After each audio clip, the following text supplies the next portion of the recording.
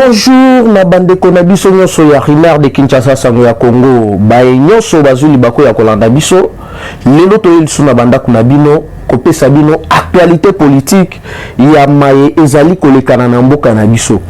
Lelo to kobeta pena masolo oyo ezosala vraiment à la une ya RDC partout dans le monde place bozali kozwa biso partout na RDC na ba province nyoso place bozuli bako ya kolanda biso lelo toyi awa pona kopesa bino ba actualité politique nulle part ailleurs ba information ya boye bokozwa yango kaka na Sangwa Congo Rimar de Kinshasa télévision. Alors bosala comme d'habitude bo s'abonner bo partager émission na bino po ete ba consommer yango na musala oyo biso topona ya kosala éveil patriotique ya bandeko na biso nyoso partout bazwani. Alors lelo tokobeta masolo ebele et qu'on a vraiment synthétisé na des points ya liboso tokolobela sur arrestation ya ba faux prêtre banani batinda ki bango parce que ti bakandi bango ba dévoiler. Donc il y avait un coup d'état préparé. Si mana yango banani bazalaki bokoyeba yango awa ba multinationaliste oyo bazali ko se retrouver lisusu te na politique ya gagna ya fachi et pesi bango kanda. Awa vous allez comprendre que le même jour oyo bakangi batu wana mukolo ya lobi na niveau ya palais du peuple na niveau ya Mali batentaki pe ko poignarder le président malien nani azali à la base ezali réseau ya ba milliardaires européens américains oyo bazomona keno ba avantage na bango ba bénéfice na bango na kati ya Afrique yali ko marché lisusu tendenge bandaka ko marché liboso facha fongoli ni suga azana bango lisu likolo ya lisu mais mukolo ya lobi vu que des services de renseignement ezalaki wana parce que ezalaki na présence ya deux présidents de la République président Fachi na président Denis Sassou Nguesso. Alors ba service de renseignement wana ezana ba message oyo bakaptaki na réseau ya bato nyonso wana kaka le même jour service de renseignement ya Israël baye ko détecter boni appareil oyo ezalaki placé na niveau ya Rwanda oyo bandaki ko espionner plusieurs proches ya Fachi plusieurs anciens hommes politiques ya régime passé na objectif moko baye basikoyo lolenge nini makambu ezali kotambola makambu degré ezali ko évoluer na mboka na biso tokobetela bino masolo ya ancien ministre britannique monsieur Tony Blair oyo yaki mukolo ya lobi bakutani na président Fachi basololaki nini asali atterrissage forcé nini ezali kolekana na ngambu ya Katumbi adepêché ba émissaire na ye bakende bakutana na administration ya Joe Biden atie 78 millions de dollars en jeu pour appuyer na 2023 nini yango kolekana. Donc émission ya lelo soki o raté yango na li oyebisa bino ke non ezali elengi ezali kitoko oyo wapi. Donc bo s'abonner bo partager pe massivement bana ya lwala ba vraiment bozela biso tokoya kuna pona ko lakisa musala oyo mama Fifi Masuka azali kosala. Donc meilleur gouverneur oyo azali kosala musala na vision toujours ya chef de l'État Richard Manguez Mans azali koluka partout les moyens pour na connaître mais azali kosimba te parce que mama wana azali kosala musala na ye kitoko na vision toujours ya chef de l'État. Na deuxième point tokolobela ndenge nini Matata alingaki s'échapper akende na niveau ya Afrique du Sud. Pourquoi tous les kabylistes porte na bango de sortie ezalaka toujours mingi ezalaka Afrique du Sud parce que Brazzaville va comprendre déjà que non ezali blindé et puis na suka na yango tokoya kobetela bino inspecteur ya FARDC amisi tango fort akiti na niveau ya est ligne yango elekani wana bandeko na nga bakongolais partout dans le monde, partout dans les 6 provinces nyonso place bozwi biso bakuti ke bana mai na trimestre moko donc 3 mois babandaki kodétourner 13 millions de dollars américains. Donc la place bapesa basoda basalaire na bango bazopesa bango 20 dollars ya pamba 30 dollars à pamba. L'air akiti wana na ba chef ya ba localité, na ba chef ya quartier, na ba chef ya ba groupement bango nyonso baza na kati ya deal ya ko collaborer pe ko coopérer na ba ADF. Yali ya kolinda. Yango nali kosenga bino bandeko na nga ba congolais. Tant oyo toali na temps ya distraction te. Batu nyonso oyo basalaka éveil patriotique.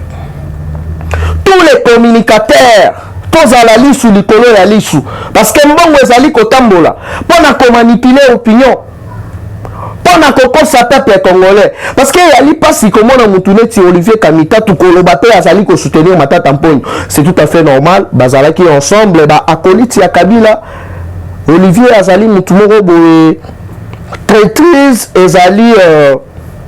ezali naturel chez ye donc il y a botami na yango parce que moi ça n'a rien moko Jean-Pierre Mbemba le sénateur Jean-Pierre Mbemba oya salela ye tout na kibo jeunesse na ye mais apona Kabila pona ko rejeter Jean-Pierre Mbemba nyonso wana à cause ya mbongo aya sali na Kabila ba lelo akomi na Katumbi ba vidéo ebimi oyo à l'époque Francis Kalombo na kati ya PPRD ali kobimisa ali kolimbola nationalité ya Katumbi alobi mama na bango azalaka zambienne papa na ye azaka italien sikoyo awawawa boni okomi kodefendre nyonso wana à cause ya mbongo à cause ya kanyaka donc lelo toye tobimisa bango lisusu polele donc bana nyonso ya Congo bo s'abonner massivement na Rumeur de Kinshasa sango ya Congo meilleure chaîne. Alors sans plus tarder toali komanda na point na biso ya liboso ya mukolo ya lelo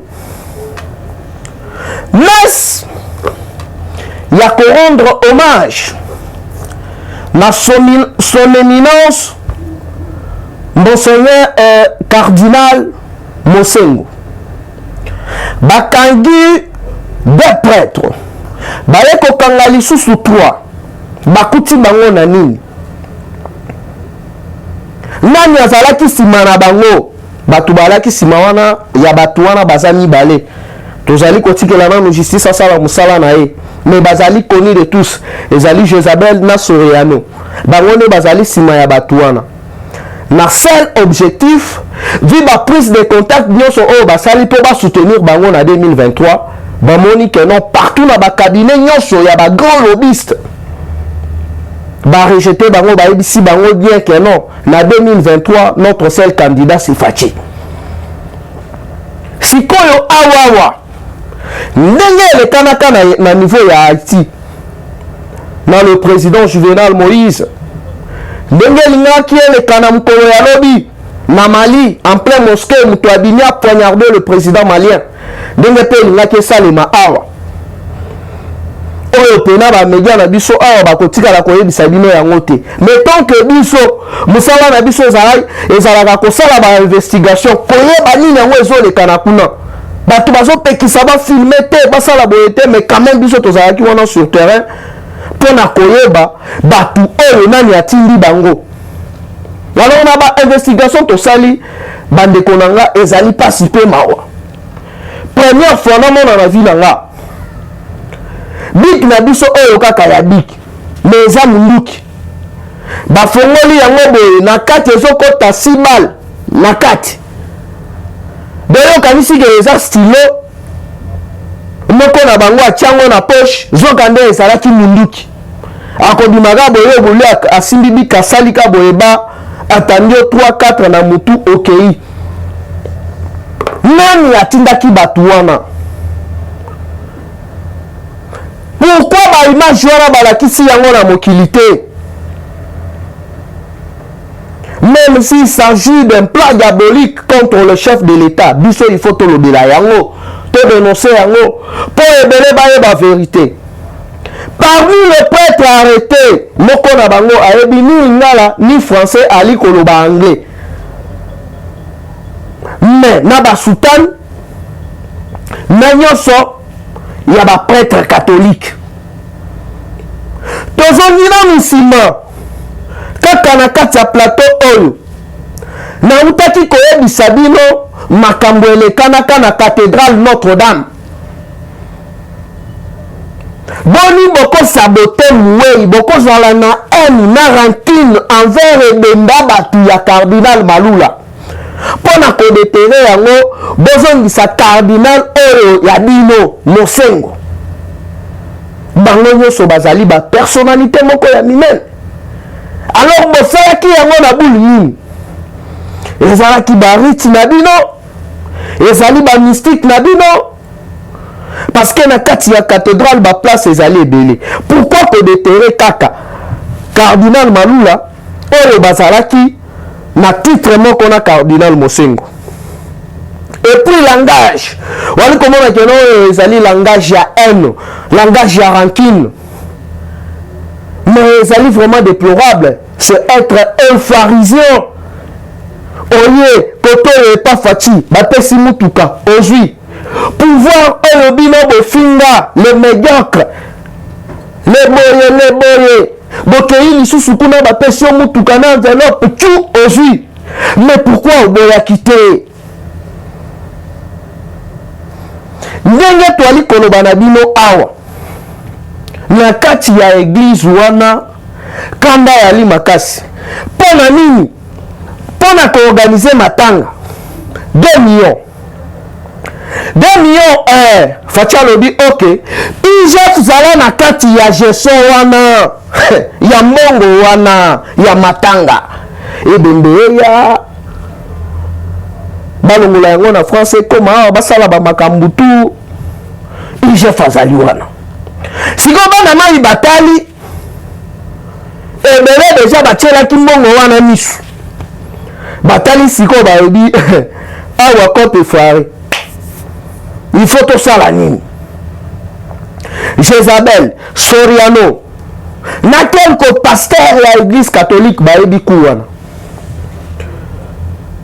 service ya renseignement civil na militaire bazali komene banquête.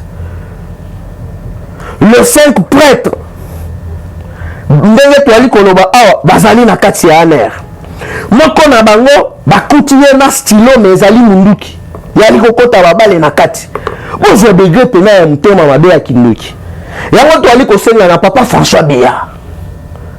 Donc eza baactivité mosusu papa avec beaucoup de respect oyebisi tata mokonzi que Thérèse ali mabe kuna tina ta représentant akende po banguna bali kolala pongi te place oyo bango babandaki kozwela bainformation bazali kopesa bango bainformation voilà fatia linga sala boye bazali na yango lisusu te bakei kodepense mbongo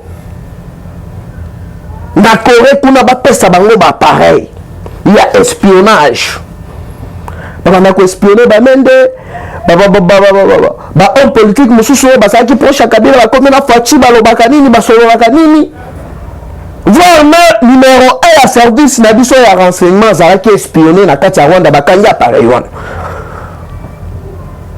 siko lodi ndenge ezali wana biso na bino tolingai tolela bato babomaka Juvenal Moïse bayaka bongwe oyo toza bato anti-drogue barrière ya liboso ya mibale bakotisi bakotaki na kati le bakoti président sentir yango abengi pena leli alobi je suis en insécurité mais ezaki déjà trop tard.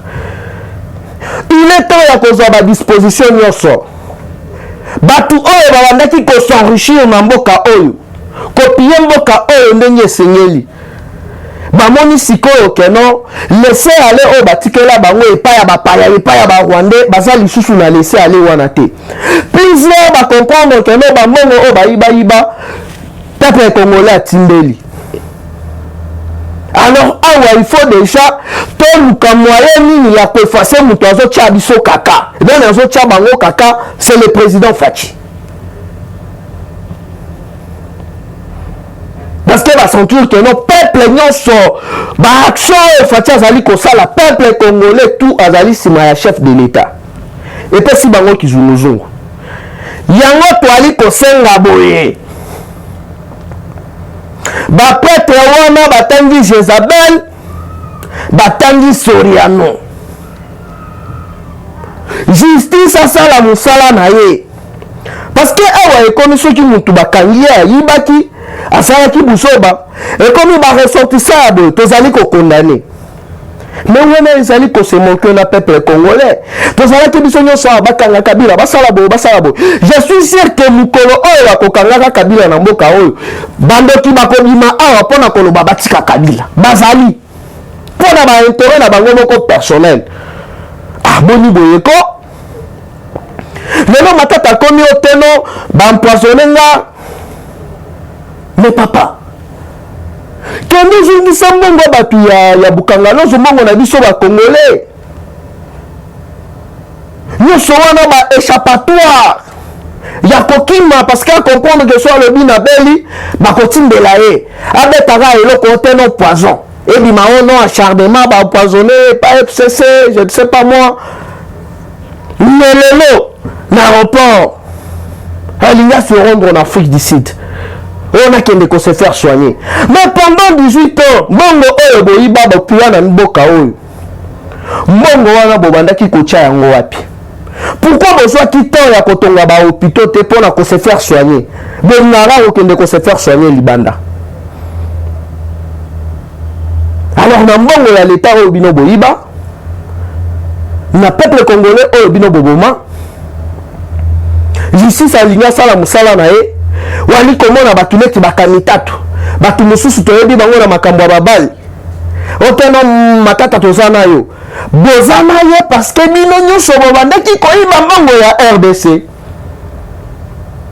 mais Albert Yuma azalaki clair bokamati bakare minye na bango babandaki koyiba na bango Albert Yuma azwi quand même courage ya kodénoncer ya koloba ete bakare minye na biso tu batekelaki yango bapaya banani basalaki yango c'est Katumbi Kabila nani ayebi yango te scolaire ekokoma ta ya keno justice asala musala na ye acharnement soi-disant ezouta wapi baservice de renseignement baservice ya douane ya frontière na biso entre Zambie bayebi Katumbi azali classé na batu oyo balingi corruption na ndenge moko ya kosakana te le preuve en est que même na 2012 ba 2013 CAF balongola ye na compétition pour la corruption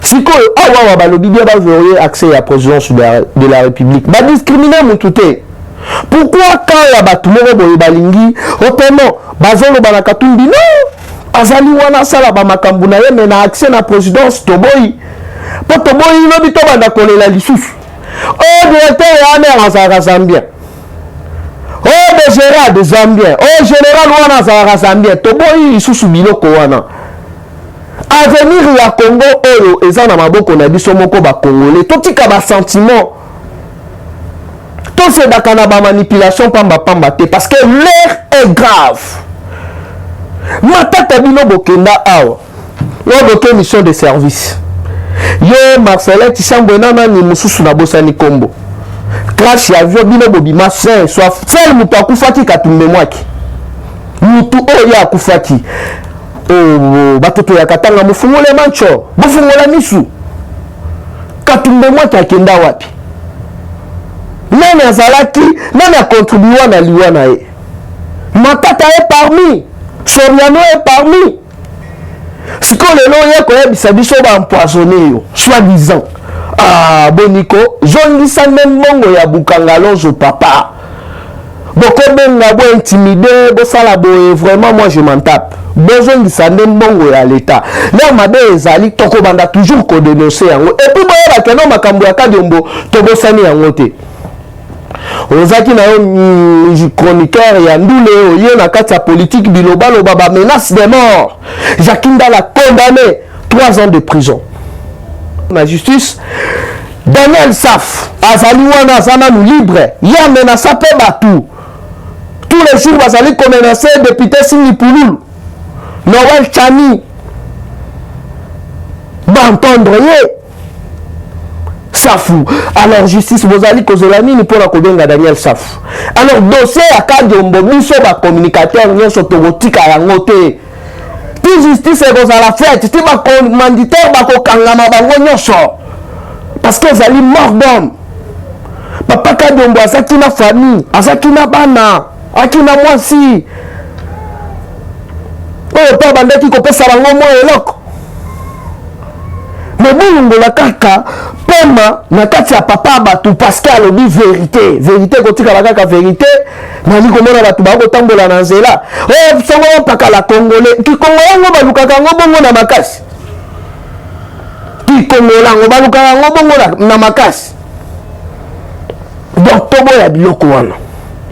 Oh, boko retenir na point na nga ya liboso ezali ete, ba faux prêtre oyo bakangaki, batangi bacommanditaire na bango na plan oyo babandaki kosala moko na bango bazuye na munduki ya boyete me munduki ya biki mais ezali munduki pour la première fois namona yango ke biki oyo jokande ndele ba mystique asali biki boye mais eza munduki moto aye boye bule simbi biki mais munduki aye pena bu.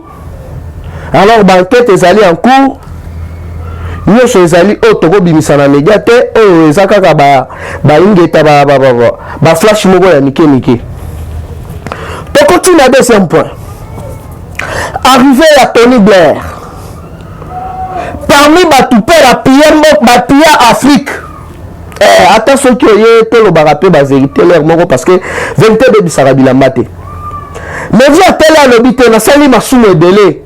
Moko nyoka mitro na esi ngoto solana no na maya etali renseignement ma etali développement ya vie sociale ya peuple congolais à travers ONG nanga o ezali partout en Afrique. Donc basoleli vraiment makambo ebele atali si moko zipe makambo ebele yani pasi pe mawa wali komona batu babandaki kotelemela état de siège et voir même une grande personnalité. Et azali troisième personnalité, ton deuxième, Nambo Canabiso, chaque jour a commis kokoti sa réunion. Dans ce temps qui député, il y a province, il y a Katanga en général. Nakati ya réunion na bango, bali ko finir chef de l'État. Place Bozali, boye bakeno, tozali déjà au courant. Place Bozali ko sale la réunion, tozali déjà au courant. Alors, yo mutu oyo, tata mokonzi ape sur confiance. Mais yo ozana yo na moi na butu ozali kozala na katumbi yeba place ozali keno biso ba communicateur ya investigation biso ba jeune courageux tozali déjà au courant et puis yeba keno l'air tozali ko réunir ba preuve nyonso tozali ko beta yo main libre etali biso kututé bolongwa union sacrée bolongwa te. Biso, c'est le Congo qui nous intéresse. C'est notre peuple qui nous intéresse. Et nous disons, Bozali Koya, pour notre propre intérêt, notre personnel, pour notre propre intérêt, à Moutoumoro qui n'est même pas congolais, chaque réunion de député, nous sommes allés à droit à $5 000. Alors, Moutoumoro, Azali Kobe Bissaba Mongo, Mongo Wana, Azali na intérêt nini. Est-ce que pour nous diriger, il faut que nous fassions Mongo? Il y a un poste à diriger. Ce qu'on va tuer aux gens pour ça au diriger aux alliés qu'on peut savoir mon monde. Moule na yo, intérêt na yo, cop na yo, les alignes. Donc, non, yambala oyo, tout qu'on a moyen. Donc, aux anabino. État de ces arbres, tout va critiquer, lobby. Mais, vous collez la lobby. Tata Mokonzatini, inspecteur, il y a nini, il y a FARDC. Général Ami Sitango Fort, a quitté sur le terrain. Après chaque 3 mois, bah détournaka kuna 13 millions de dollars. Oh, logistique, consomme baba mindu qui kosala boye 13 millions de dollars. Et mungaka, et kendaka wapi. Batu va collaborer avec ADF, ba chef de groupement, ba chef de localité, ba chef coutumier, ba ngopé basana kati. Mais pourquoi côté Kamboka les alliés à venir na biso ya lobby les loba kopé ça yo $5,300 au lieu si li memoka ekei alors que Congo aza maman na biso Congo eza héritage na biso batu ba libanda kuna ba yekoli po ba ya awa na Congo ba investir mboka na biso kende liboso mais pourquoi bozali côté ka mboka boali na bilakeli mabe bino nyonso batu oyo bozali kokotela RDC Makita bolingi peuple congolais avancé te bolingi peuple congolais kende liboso te boyeba keno bozali na bilakeli mabe yango wana nali koannonce bino plusieurs officiers militaires bakozala aux arrêts plusieurs responsables militaires dans la police bakozala aux arrêts parce que bazali kolia na banguna plusieurs responsables politiques bakozala aux arrêts. La justice élève une nation. Toza na ta ya oyibi bapakoli yo mafuta te. Pour biso basen o tozali koya. Lelo lobi to super ba responsabilité na mboka. L'air totali matata basali rien. Ma José Makila basali eloko te. Na pe nazwa ba resala na pe rien. Il faut exemple, il faut discipline. Vraiment bozala ki ebele ya kolanda biso mokolo ya lelo. Ngai na bino tokutani mbala ya sima na émission na biso ezali koya ezalaki wa bino mwana koli numéro na ngai ezali toujours le même plus 243 89 784 33 42 plus 243 89 784 33 42 soki obengi mpona intimidation okutana na intimidation. Bye bye et dans le prochain numéro. Eshima, votre magazine qui bat au rythme de l'actualité. Retrouvez la nouvelle édition. Exclusivité, Barnabé Mwakadi, les recordmen des chiffres. Jamais la forte mobilisation des recettes et les performances de la Direction générale des impôts n'ont défrayé la chronique comme c'est le cas maintenant. Des exploits jamais réalisés sont atteints depuis la nomination du nouveau directeur général Barnabé Mwakadi Mwamba. Classé meilleur élève par l'inspection générale des finances en mobilisant 1100 milliards de francs congolais pour le mois d'avril, le directeur général Barnabé Mwakadi a sorti les grands jeux en mettant en pratique ses 27 ans de carrière au sein de la DGI. Il connaît les secrets des chiffres. En un an, plusieurs avancées sont réalisées. La traçabilité de recettes grâce à la numérisation et la digitalisation de la procédure des déclarations et paiements d'impôts, l'amélioration, les renforcements de capacités humaines et institutionnelles, la lutte contre la fraude fiscale. Le directeur général de la DGI, Barnabé Mwakadi Mwamba, veut répondre au mieux à la vision du chef de l'État Félix Tshisekedi grâce à une gestion orthodoxe. Focus, José Mpanda, blanc comme neige. Interpellé par l'Assemblée nationale, le ministre de la Recherche scientifique et innovation technologique a réussi à démontrer le réel problème de l'observatoire volcanique de Goma, mais également la nécessité pour l'exécutif et l'autorité budgétaire d'accorder à la recherche scientifique la place qu'elle mérite sur le plan budgétaire. Parité de Joseph Kasavubu à Félix Tshisekedi, les premières dames et les rôles prépondérants. Nation, Bukanga Lonzo, quelle suite après les refus de la levée d'immunité du Sénat? Enquête, l'Office congolais des contrôles se perd dans sa mission. Et Shima revient sur l'histoire des leaders africains assassinés, les forces et faiblesses de la RDC dans ses relations internationales. Culture, rituels et coutumes des Bashi. Retrouvez l'intégralité du magazine Eshima dans les kiosques. Eshima Magazine, un nouveau standard d'information.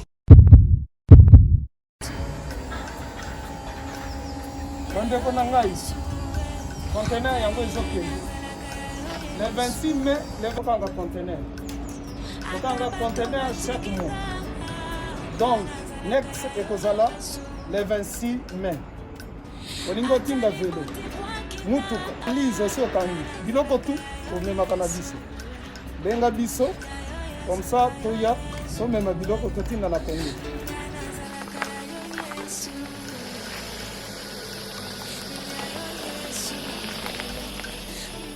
Bandeko kari yango oyo touti kozongo ezokende Kinshasa.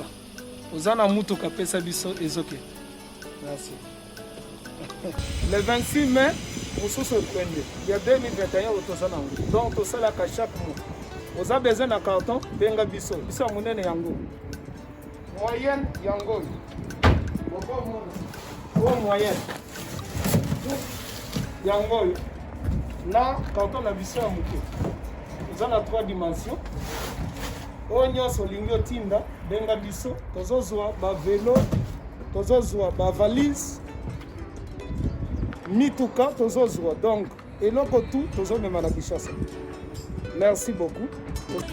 Mutuka vélo salon biloko ndako biloko tu tozomema donc moi hésité te bobenga biso toza wana mpona